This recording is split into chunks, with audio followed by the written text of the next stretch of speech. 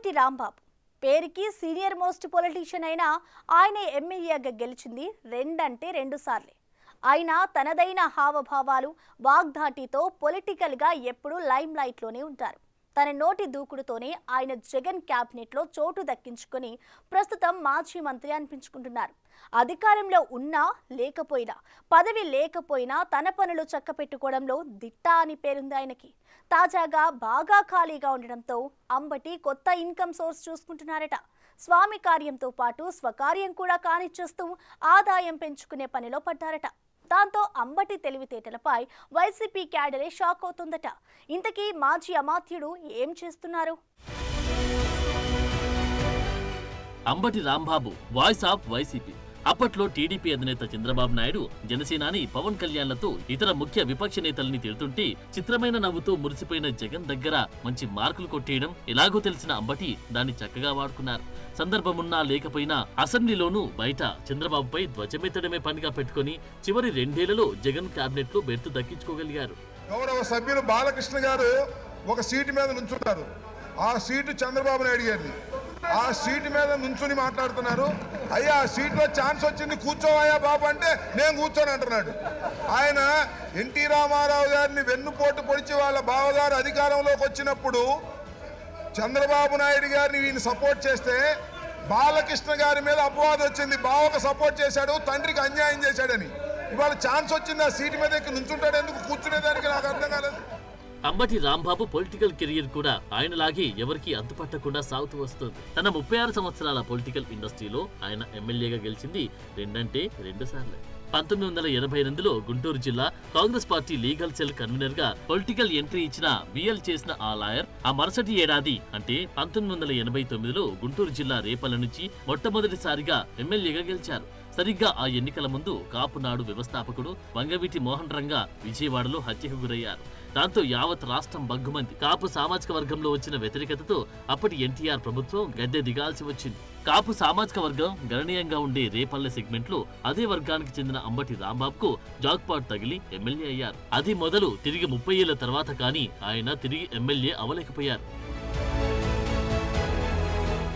1994, 1999 ఎన్నికల్లో పోటీ చేసి ఓడిపోయిన అంబటి వైఎస్ మరణానంతరం కాంగ్రెస్ పార్టీకి రాజీనామా చేసి వైసీపీలో చేరి పార్టీ అధికార ప్రతినిధి పోస్టులో కూర్చున్నారు.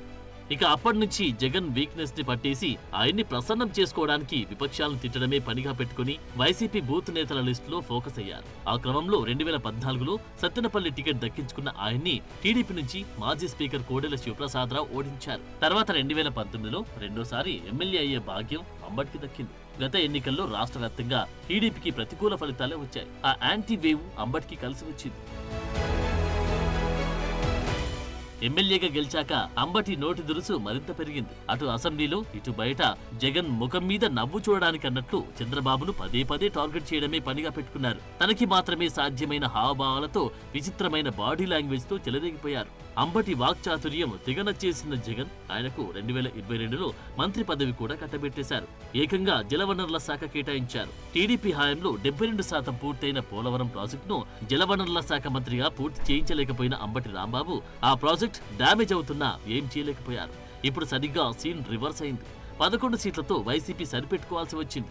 అచ్చెన్నాయుడిని కూడా ఓడిస్తామని అసెంబ్లీలో ప్రగల్భాలు పలికిన అంబటి సత్తెనపల్లిలో అడ్రస్ లేకుండా పోయారు. ఆయన అప్పుడు అసెంబ్లీలో మాట్లాడిన వీడియో ఇప్పటికీ వైరల్ అవుతూ ఆయన్ని వెక్కిరిస్తుంది. అసలు మిర్చి రైతుల గురించి పట్టించుకున్నటువంటి సందర్భమే లేదు. ఇప్పుడు మిర్చి రైతుల గురించి మాట్లాడటం మొదలెట్టారు. సంతోషం. కనీసం జగన్మోహన్ రెడ్డి గారు గుర్తు చేశారు కాబట్టి మిర్చి రైతుల గురించి మీరు మాట్లాడడానికి ప్రయత్నం చేస్తున్నారు. సంతోషం. అయితే మిర్చి రైతులకు న్యాయం చేయకపోతే మాత్రం మీరు రాజకీయ విషాదాన్ని మీరు చవి చూడవలసినటువంటి అవసరం ఉంటుందని కూడా ఈ సందర్భంగా నేను చెప్పదలుచుకున్నాను. ఢిల్లీ వెళ్ళారు, మిర్చి రైతుల గురించి వెళ్ళలేదు, అందరికీ తెలుసు. మీరు ఢిల్లీ వెళ్ళింది ఢిల్లీ ముఖ్యమంత్రి ప్రమాణ స్వీకారం చేయడం కోసం. ఆ ఆహ్వానాన్ని మన్నించి మీరు వెళ్ళారు. అక్కడికి వెళ్ళి మిర్చి రైతుల గురించి మాట్లాడేటువంటి ప్రయత్నం చేస్తున్నారు. నేను అడుగుతానండి, చంద్రబాబు నాయుడు గారు నిన్న జగన్మోహన్ రెడ్డి గారు కూడా ట్వీట్ చేశారు. కేంద్ర ప్రభుత్వానికి ఏం సంబంధం ఏంటండి? అసలు ముందు నుంచి అంబటి వివాదాలకు కేర్ ఆఫ్ అడ్రస్ గానే ఉంటూ వచ్చారు.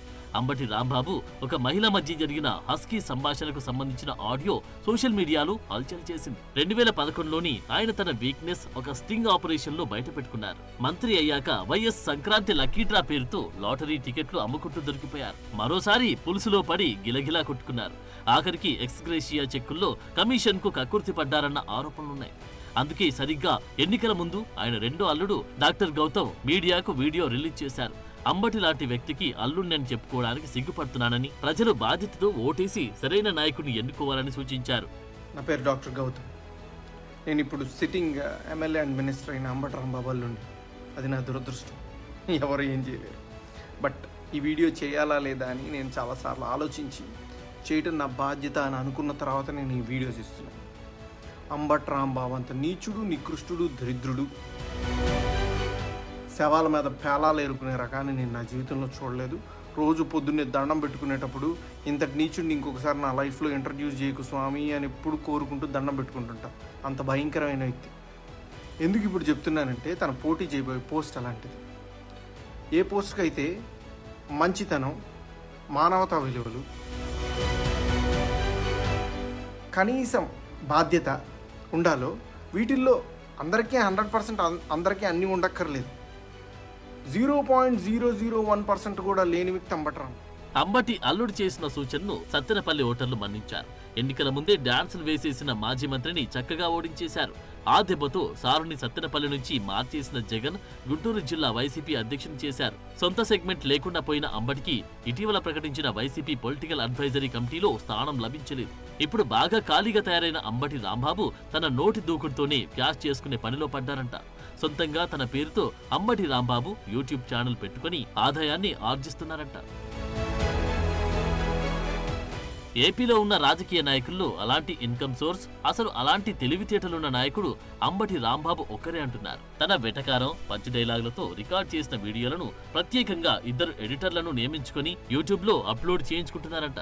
అప్లోడ్ చేసిన వీడియో లింకులను వైసీపీ గ్రూపుల్లో పోస్టులు చేస్తూ వేవ్స్ పెంచుకునే పనిలో పడ్డారంట. దీంతో నెలకు 50 నుంచి 70 వేల దాకా ఆదాయం పొందుతున్నారంట ఆ మాటల మాంత్రికుడు. వైసీపీ అధికారంలో ఉన్న సమయంలో ప్రభుత్వం నుంచి ప్రజలకందే సాయంలో కూడా వాటా కోరిన రాంబాబుకు అధికారం పోవడంతో చేతిలోకి నోట్ల కట్టలు రావడం కష్టంగా మారిందో ఏమో ఈ కొత్త వ్యాపారం 5 నెలల క్రితమే మొదలు పెట్టారంట. దీంతో ఏదో విధంగా డబ్బులు సంపాదించాలనుకున్న అంబటి పొలిటికల్ పంచ్లతోని ఆదాయ వనరు వెతుక్కున్నారంట.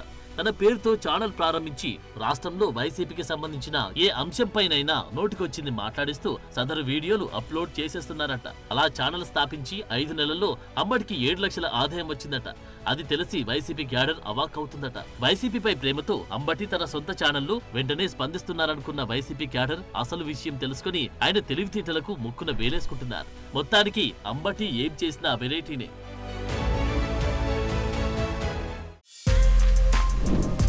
For more videos like this, subscribe Big TV channel.